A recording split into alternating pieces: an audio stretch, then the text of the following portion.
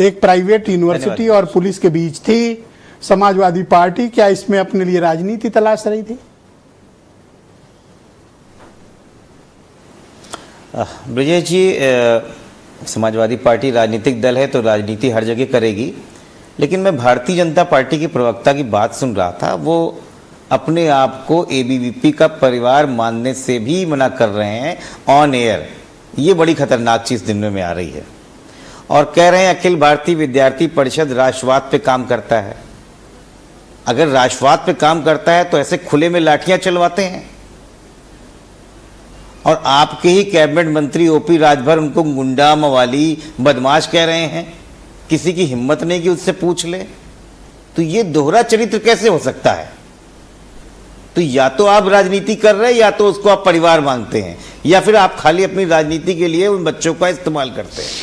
ये बात तो देश दुनिया को खबर हो जानी चाहिए कि भारतीय जनता पार्टी अपने छात्रों को लाठियां पिटवाती है, लेकिन उनसे राजनीति भी करवाना चाहती है। ब्रजेश जी, अब हम इस मुद्दे पे आते हैं जो एसआरएमयू बड़ा सीरियस मुद्दा है, और इसमें पहले भी कई ऐसी चीजें हो चुकी हैं जिस पे सरकार खासकर भारतीय जनता पार्टी संज्ञान नहीं ले रही है। स्वास्थ्य और शिक्षा दो ऐसे पहलू हैं जिसमें भारतीय जनता पार्टी फेल होती रही है। अगर आप एसआरएमयू को देखें तो इस पे पहले भी भूमि अधिग्रहण का बड़ा केस चल रहा है। 52 एकड़ में फैली ये यूनिवर्सिटी, जिसमें ग्राम समाज की नाली, चकमार्ग और तालाब तक उसने छगा रखे हैं। और हाल ही में 2023 में 28 लाख का जुर्माना भी विशेष अदालत ने लगा रखा है। न्यायालय में आज भी लंबित है Pankaj Agrawal versus other and state of Uttar Pradesh के मामले। 2016 में टीचरों की कई महीनों तक सैलरी नहीं दी गई, जिसे संस्थान को कई लोग छोड़ के चले गए। और कोर्स अप्रूवल की प्रॉब्लम इस यूनिवर्सिटी में हर समय रही है। लेकिन गजब का वृद्ध हस्तक्षेप है सरकार के ऊपर। जब एबीवीपी के बच्चे लाठी खाते हैं तब उसके ऊपर बुलडोजर चलता है। यह है भारतीय जनता पार्टी की। ये ठीक उसी तरीके से है जैसे विनय पाठक एक वाइस चांसलर थे कानपुर यूनिवर्सिटी के, कि सीबीआई उनके ऊपर केस चलती है, वो गायब हो जाते हैं और फिर आके रिज्वाइन हो जाते हैं वाइस चांसलर। पर मुझे एक बात बताओ, भारतीय जनता पार्टी को इस छात्रों से क्षेत्र में यूनिवर्सिटी खोलना एक बड़ा विषय होता है। सैकड़ों करोड़ का इन्वेस्टमेंट होता है, बड़े कारपोरेट बड़े लोग इन्वॉल्व होते हैं और काफी पैसे लगते हैं निजी यूनिवर्सिटी खोलने में। सर, हम उत्तर प्रदेश में निवेश की पॉलिसी लेकर आए, तमाम बड़ी बड़ी प्राइवेट यूनिवर्सिटियों को लेकर आए।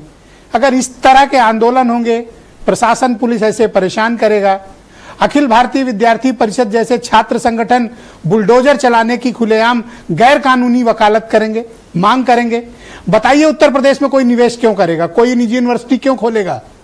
जब पुलिस के दबाव में या संगठन के दबाव में यूनिवर्सिटियों पर बुलडोजर चलेगा, कोई उत्तर प्रदेश में यूनिवर्सिटी क्यों खोलने आएगा? सर, आपके इस सरकार के बारे में ये गलत परसेप्शन गया, बुलडोजर क्यों चलाया? सर, बात से मैं आपकी ब्रजेश जी, मैं आपकी बात से 100% सहमत हूं। ये पॉलिसी पैरालिसिस है उत्तर प्रदेश सरकार की। अगर कोई व्यक्ति इतनी बड़ी यूनिवर्सिटी चला रहा है तो आप ये समझ लिए कि आपके जो इन्वेस्टर सबमिट हो रहा है उसमें ऐसे लोग जो आते हैं, जो आपकी मदद करते हैं, वो आपके छात्र संगठनों के उपद्रव को झेल रहे हैं और आप उसके बाद बुलडोजर चला रहे हैं। आप बैठ के बात नहीं खुश करने के लिए सरकार किसी के ऊपर बुलडोजर नहीं चला सकती। बहुत बड़ी है बुलडोजर की मांग। अखिल भारतीय विद्यार्थी परिषद की गलत थी, देखिए अभी न्याय संगत नहीं थी। बाकी 3 मांग उनकी बिल्कुल सही गलत थी। बुलडोजर की मांग कतई सर, निवेशक उत्तर प्रदेश नहीं आएंगे अगर इस तरह आप बुलडोजर चलाओगे। चलना कोई दूसरा प्राइवेट यूनिवर्सिटी क्यों खोलेगा? सर, मैं बिल्कुल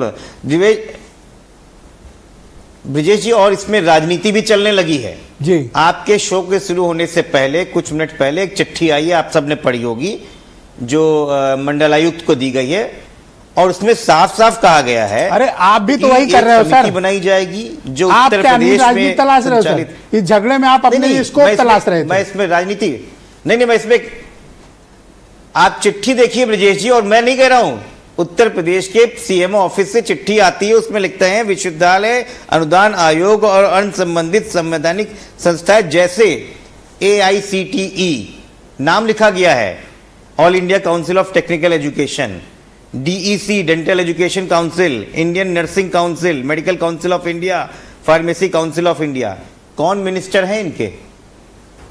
किसी को बताने की जरूरत नहीं है। Thank you sir. नाम लिख लिख के बताया गया है ऐसे संस्थानों पे लगातार। सर, भारत सरकार के नियमों तो की ये उत्तर वही प्रदेश के मिनिस्टर हैं जो दिल्ली से अधिकारी जांच नहीं कर संचालित हो रहे हैं सकते हैं। और उत्तर ये प्रदेश चिट्ठी के एडवाइजरी है सर, जाती रहती है। ऐसी चिट्ठी से बहुत बात